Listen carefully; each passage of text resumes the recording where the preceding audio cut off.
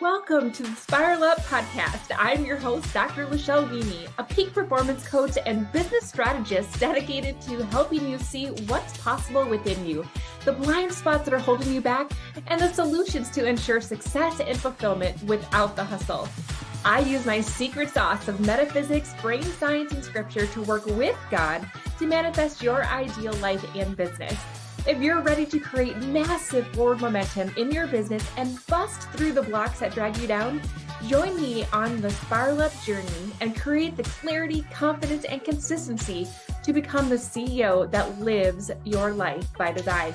It's time to create the sustainable impact, income, and time freedom you desire faster.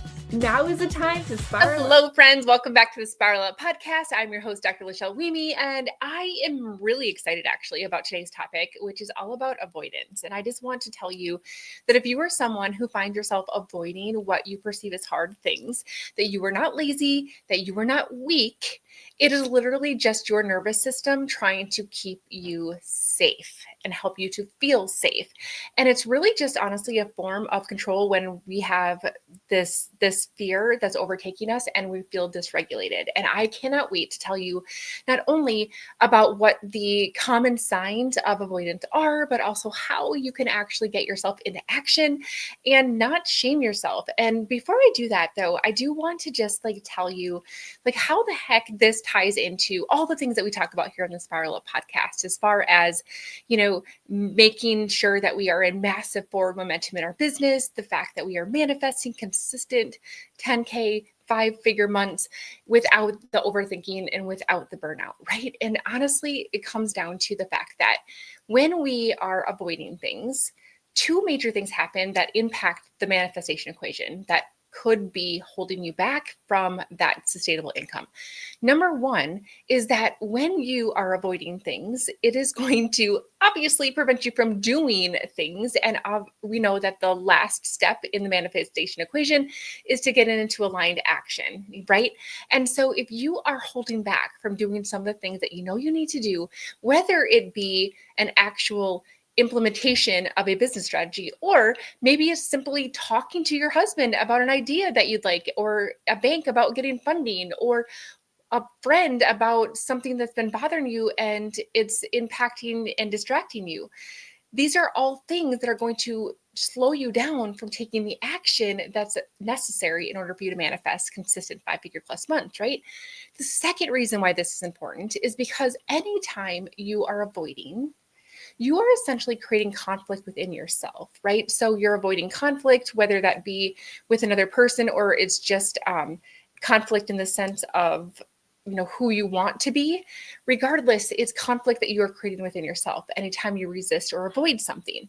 What does that do? Friend, what does that do? What that does is it takes you down the lower levels of the vibrational emotional scale.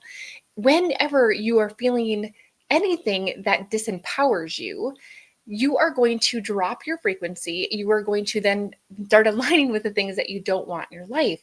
Versus when you feel really empowered, you are going to raise your frequency and you are going to align with the things that you want in your life. And so the very simple resonance energy and the law of vibration is going against you in this space, because what's happening is that you're avoiding things. It's causing you to feel disempowered. It's causing you to feel like something outside of you has control or is taking away your power. It then causes us oftentimes to feel helpless or hopeless, or maybe even start shaming ourselves, like, oh, I should be stronger than this. I should do this even when I know it's hard. And then all of a sudden we start getting into the shame and the guilt, and that takes us to the very bottom of that emotional vibrational scale and away from attracting the things that we want in our lives. So it's such an important topic. And I think that many of us are definitely those of us that are recovering people pleasers, or really find our self-worth in making other people happy, or fear of feeling like we're being rejected, or feeling, like we aren't doing a good job, or hearing no, are all things that are going to take us away from the action that is going to get us closer to our manifesting dream life, right? So we need to address this. And I'm going to tell you that I am not alone in this, right? Like there are things that are hard. I find it very difficult to have hard conversations. It's something that I've worked on, I'm working on, and boy, has the Lord like brought me into a space where I've been forced to really stand up for myself lately. And as uncomfortable it is, I've had to figure out how to avoid avoidance, right? And how I can start to take action from an empowered place so that I cannot hold myself back anymore. And I don't want to hold you guys back. I don't want you to hold yourself back. Like, let's figure this out, right? So I'm going to talk about a couple of different ways that you can, tell if you are in avoiding patterns. Okay. So the first one is avoiding people. This is when you might be avoiding making phone calls or taking phone calls. Like you see the person come up on your phone and you're like, yep, nope, can't deal with that today. Right. Maybe it's avoiding sending or looking at a text message. I mean, that is a pattern that I've had for a long time that I've worked on is like, I have all of these things in my inbox. It just means that I am going to have more things to do, or it just mean that I have more people that I'm not going to be able to help right now because I don't have the time, like all the crap that used to go through my mind. And it would cause me to avoid having conversations with people, reading text message, inbox messages, all the things. And then lastly, when it comes to avoiding people is avoiding hard conversations, right? Somebody has been completely disrespecting your boundaries, or you feel like you are not getting the service that you thought you would, and you really need to speak up, or somebody's not treating you well, and all the things that could be happening, you're avoiding those conversations because it's much easier just to put your head in the sand and pretend that that doesn't exist. And we all know that the longer that you avoid conflict with another person, you are actually creating more conflict within yourself. And so you're not actually avoiding conflict, you're actually creating it in a more intimate, up close and personal space. And I don't want you to do that anymore. Okay. The next one is avoiding of tasks. And this is where that whole action step in the manifestation equation really comes into play, because we might find ourselves stuck in patterns of procrastination. Maybe we procrastinate sending that invoice, or we procrastinate posting, or we procrastinate launching a business or launching a podcast, launching something. And what that does is it activates the fear of failure. It activates our fear of success even, and it activates our fear of judgment. And so doing those things like, oh, this is unsafe. And so our body naturally, or subconscious naturally, wants us to just avoid it, right? In order to feel safe, in order to feel regulated, but is not helping us get to the life that we want. The next one is avoiding opportunities. Now, this is really interesting because I think that some people, I'm going to guess, are like, I never really thought about it that way. But this is the thing, especially when I was in network marketing, I had this like unwavering knowing that what I had to offer was like unbelievably life-changing, because it had changed my life, right? It had absolutely changed my life. And there were people, when I was in the most confident space I could be in this industry, I was like, I don't understand how you don't see what I see, right? Now that I understand the brain, and now that I understand the nervous system specifically, I understand more how when people are given an opportunity, even when something really amazing could come out of it, even when something could literally change your life, they actually have blocks. They end up saying no, or they ghost you. And it really comes down to this deep inner unworthiness of like, oh, I don't know if I'm worthy of the goodness that could come out of this, or I fear that this is going to cause more pressure, like of myself, like, oh my gosh, what if I say yes and I can't handle the pressure of it? And so therefore their lack of belief in themselves, or your lack of belief in yourself, is holding you back from saying yes to things. My husband and I have had lots of conversations around this because we are, real estate investors, and he's such a non-risk taker and he loves stability. He's an S and disc. And so I love him for that, but he is all about just like keeping things stable. And I am more of a risk taker, but not like, not from a irresponsible place, right? I just see the big picture and I can put the pieces together to see what something could be, and not, bankrupt my family, right? But it's very, very interesting because oftentimes I love him so much, but I know he probably won't even, I'll have to tell him about this episode if he doesn't listen to it. But what I've noticed with him is that opportunities that would be amazing for him, whether it be investing, whether it be even just like changing jobs, or even like adding a business side gig that we could do in the summer because he's a teacher. He has a very, very sincere fear of saying yes to opportunities. And part of it is that deep down, I think that he lacks some worthiness of like this really great life. I think that deep down, he fears this extra pressure that he won't be able to handle it or support his family if we do something like this. Those are real legitimate things. But what's happening is, friends, is that if you're consistently saying no to opportunities that you know could actually lead you to greater success, you're avoiding success. You're avoiding things that could bring you success. And I want you to recognize that that very well could be something that's holding you back. Okay. And then the last one is avoidance of emotions. And this is really interesting. And I'm excited that we get to talk about this, but it's avoiding emotions. So sometimes we can avoid emotions by just staying really busy. So if I stay busy, if I stay into my to-do list, or I just take one project after another as a way to avoid actually dealing with crap, I'm ultimately just pushing down those emotions, and they're still going to be there because our body stores that stuff. But we think we're overcoming it because we're staying busy and we're distracting ourselves. Okay. Another way that we can avoid emotions is by numbing ourselves. So this could be by excessive alcohol or drug intake. This could be snacks, like just emotional eating, just to avoid the feeling of the emotions, or simply even just scrolling through Facebook mindlessly, just to keep yourself out of actually thinking and processing and dealing with the thing that you have to face. All right. And then the other thing that I find is really interesting, and I have noticed patterns of myself in the past doing this, is intellectualizing the feelings instead of actually feeling them. Like I'm analyzing them and I'm trying to learn from them without actually letting them flow through my body. Emotions are energy. And if we do not allow them to fully express themselves and then release themselves through our body, they are going to stay stuck in our body. And that's where some of our emotional blocks and our business blocks can come from, because it impacts the energetic flow in which we are vibrating. And it also can create disease, because disease is really just an imbalance in the energy flow in our body in various places. And so it's crazy. Like money mindset, for example, and a poor money mindset has been linked to essentially like low back pain. One of the resources I'll recommend is a book by Louise Hay, who talks about how different emotions can present themselves as physical manifestations. We understand that because we understand stress, right? Like if I'm chronically stressed, now I have heart disease. All of these things are connected. All right. Now, the thing that I find that's really interesting about all of this is that if I look at avoidance as a whole, what I can tell from the overarching umbrella of avoidance is that it is really just the way for ourselves to protect ourselves from an underlying shame, underlying fear, and it can be a trauma response, and it causes us to essentially freeze in the fight, flight, or freeze dysregulation of our nervous system.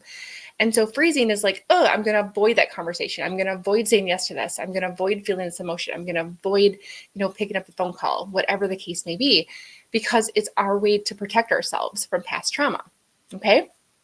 And so a couple of things that I feel are, worth mentioning here, because when we talk about the things that are causing the avoidance, sometimes they are very accessible in our conscious thought, right? So I might be able to say, okay, yes, I am fearing having this difficult conversation because I'm afraid that it's going to infect my friendship, or I'm afraid that they're going to say no. And then I feel like maybe I'm not worthy of whatever the case may be, right? So there may be like a legitimate way that we can consciously look at it and say, okay, this is what I'm afraid of. Like now I am able to deal with it consciously. Okay. But I also want to give you a little bit of hope here, because if you're like, Lachelle, you don't get it. Like I have tried things and they don't seem to work. And I feel like there must be something wrong with me. I must be weak, or I keep avoiding the things I need to do in my business. So I just must be lazy, or I just might not have what it takes. And that is not correct, friend. if you're willing to search for ways to overcome the things that are holding you back because you recognize the desire God has placed in your heart and you want to take those steps to make that happen, you will find a way. And many of the things that are blocking us are actually hidden from us from subconscious blocks that have happened, whether it be in our lifetime or from either past lifetimes or inherited from our ancestors. And they're completely hidden from us. They're invisible from us. And so you might have these invisible blocks. Let me give you an example. Okay. So I have a colleague of mine from a while back who really wanted to raise her prices. Okay. So awesome. Like we can all relate to that, right? Like that's one of the biggest reasons how I can help you manifest with less stress is by actually charging what you're worth, right? But it was really fascinating because deep down, she had this belief that she wasn't worthy of nice things. And if she's not worthy of nice things, then she's going to subconsciously block herself from charging more that would allow her to have nice things because subconsciously nice things equate to bad, and charging more, even though she consciously wants it, subconsciously she's being protected. Okay. We also might have a trauma response. Maybe this is very fascinating. I've had a client of mine who discovered from a past life work that we were able to work on, and we recognized that she had this experience where she was literally in a basement and being neglected and abused. And so she believed that she was not worthy. And so anytime that something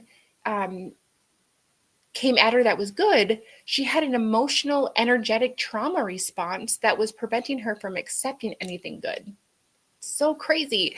And so what I want to say is that there's nothing wrong with you. Now, I'm going to do a tiny little diversion on this because I've never really talked about that specific part of what I do on the show, because different people's belief systems can be triggered just from that simple, like a couple sentences. So I'm just going to say that with my clients, what I do is help them to relate to what their belief system can align with. All right. So sometimes people can accept that, yeah, that totally makes sense, that energetic patterns and energetic blocks are actually passed down in our DNA, which is 100% true.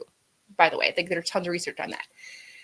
Then there are some of us that believe that we get to have various lifetimes in order to allow ourselves to serve and to learn and to evolve as our soul and become closest to who God is, which is pure love, right? To closest to who Jesus is, which is pure love. And I believe that we are given different opportunities in Earth School to learn these lessons, to become closer to the way, which is what Jesus taught us, right? And that might be completely hard for you to take in, and that's totally fine.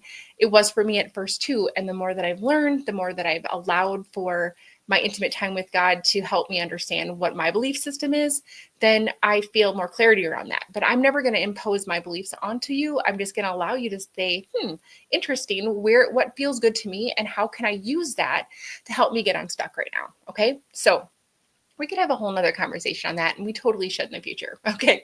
So what I want you guys to recognize though, is that there might be things that have happened to you.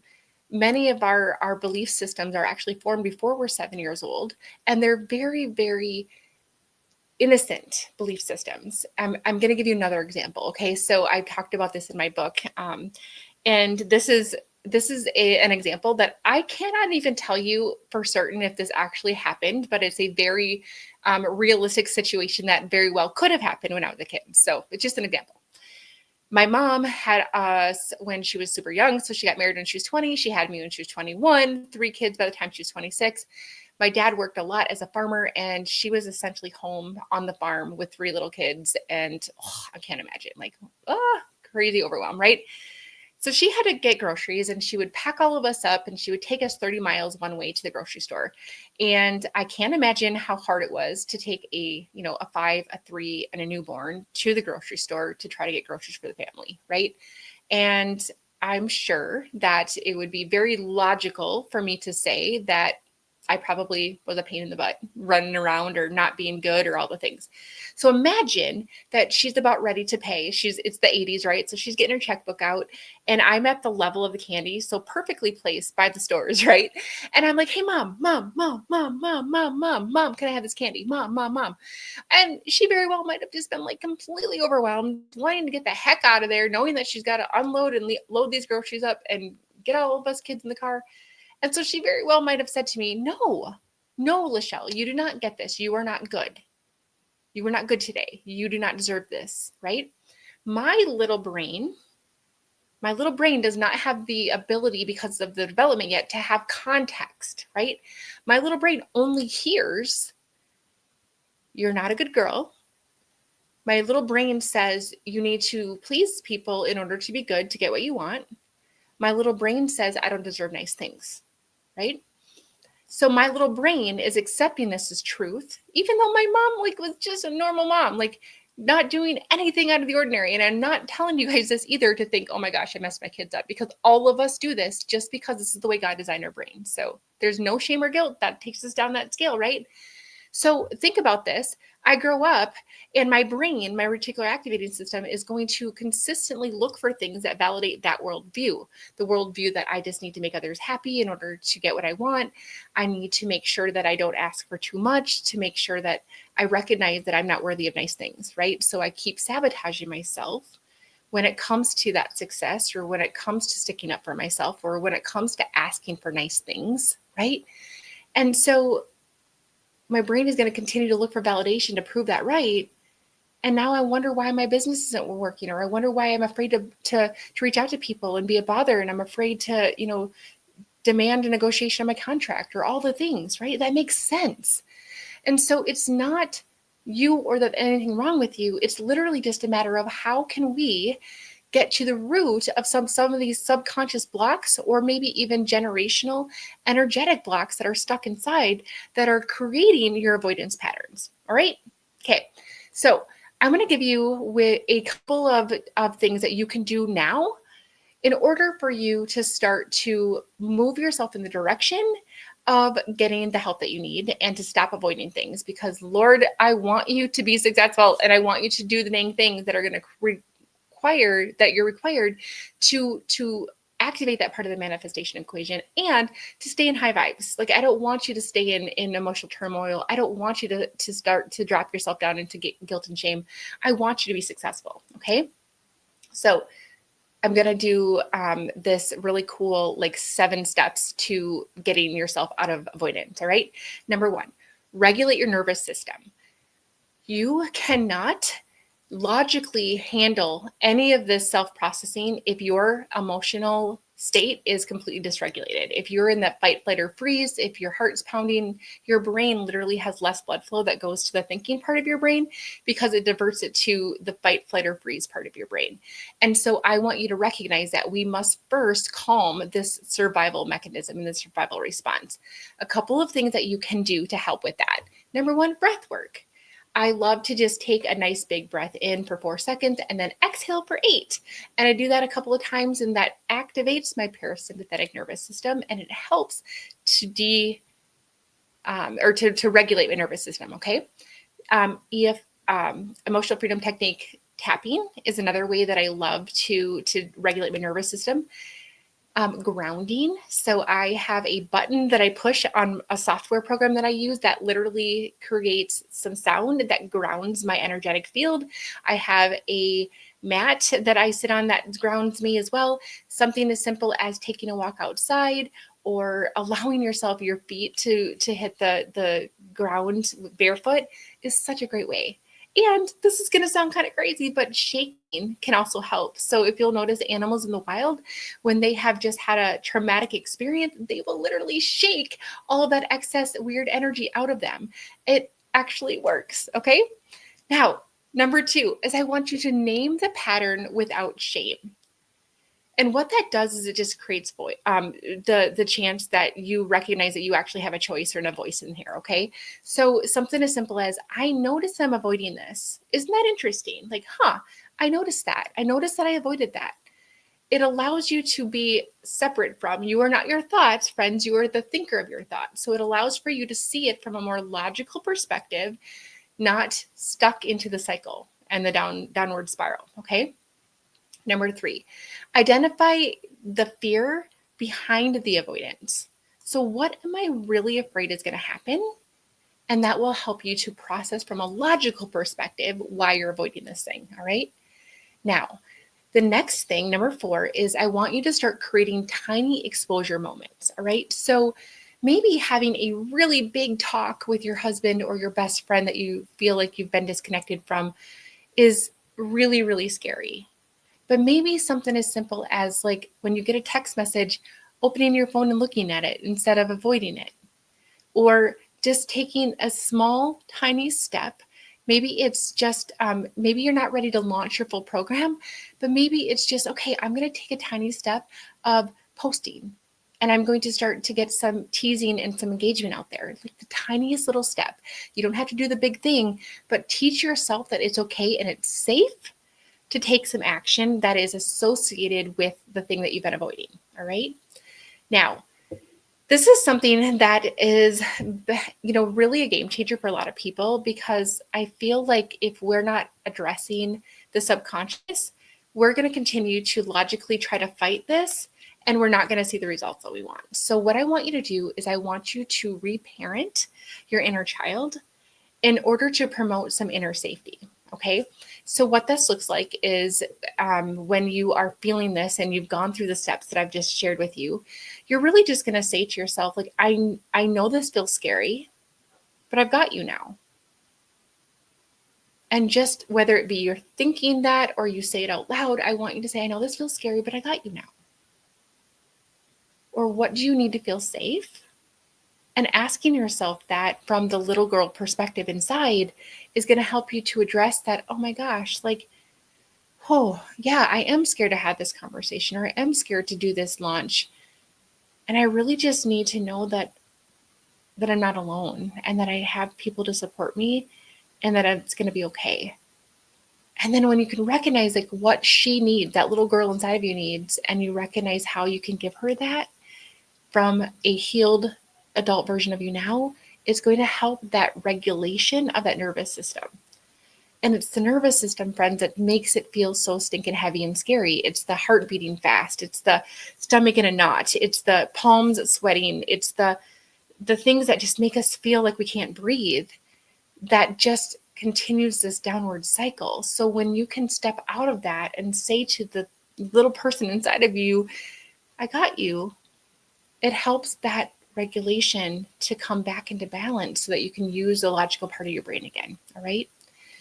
Then number 6 is I want you to visualize the healed version of you. What would she do? What would the choice that she would make be? How can you take this situation and make the decision and take the action out of love, not fear? From the healed part of you, the future version of you who already has it figured out. In the quantum space, there is no past, present, or future. There's just now. She already exists. The future version of you exists. So as is the little girl. And so allowing yourself in this beautiful moment of now to say, all right, I'm going to tap into her. I'm going to tap into that version of me who's already figured all this out. What would she do? And then start doing that. And then my very last tip, number 7, is to keep an evidence bank. So when you are able to take action, when you're able to muster up the courage and take the action, and you're like, oh, I didn't die. Like literally I used to say this to myself before I posted on Facebook because I was that terrified. I was so afraid that I was going to be judged and I was going to be rejected and I was going to lose all my friends and nobody would talk to me. And then I would be alone. And when you're alone, you die. Like that's how far that spiral went.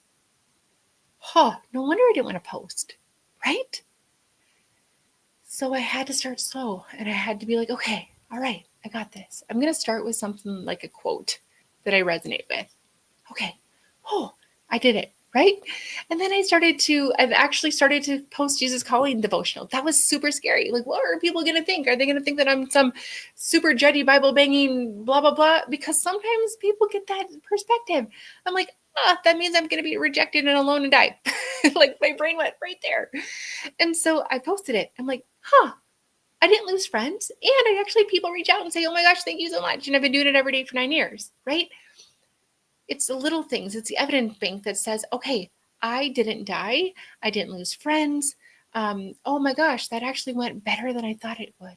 Or, that was hard, but I freaking did it. And you write it on a little Post-it note, you put it in your phone, and you keep track of those things so that when you need evidence that you are a strong, badass person who can do hard things, that you can handle things, that it's going to be okay, you can look at it and say, okay, I got this, right? I got this. And so I want you to know that if you're avoiding things, again, you are not lazy, you are not weak, there is nothing wrong with you. But if you have this desire in your heart for something bigger and better, you owe it to yourself to figure out what is holding you back.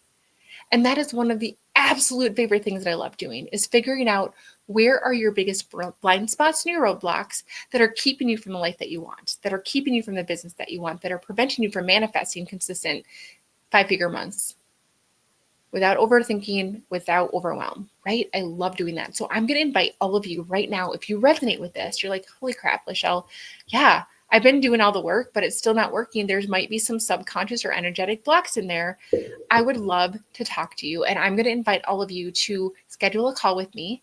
I will do a really cool diagnostic that is completely free to help you identify the biggest roadblocks and blind spots that are holding you back and what you can do about it. And if that means a recommendation, if that means a referral, if that means a resource, I can absolutely provide that for you. But the first step in this is for you deciding that you're worth it and that you're ready to do something about it. All right. So I'm going to invite you into my space. I hope I see your name on my calendar, and I cannot wait to continue to work together, whether it be on the show or more intimately, to get you unstuck, friend, so that you can start making massive, massive change in your life and the lives of the people who have been literally praying for your help. So until next time, I hope that you continue to spiral up. Let's have this massive forward momentum. And I cannot wait to see you next week. So much for listening. If you enjoyed this episode, be sure to subscribe and leave a review. Each honest review helps me spiral up so that I can serve you even better. Whether you're feeling a lack of impact, income, or time freedom, or perhaps you're just ready for massive momentum in your business, let's chat. Apply for a breakthrough call so that you can gain clarity, identify what's holding you back, and make a plan to spiral up. Head on over to im-lifebydesign.com/breakthrough or access the link in the show notes. For immediate support, log into our community, the Better Club. We focus on inspiration, tactical guidance, and support. This is a community that wants to be better, do better, and have better in life and in business, and we're going to help you do the same. Let's spiral up, friends.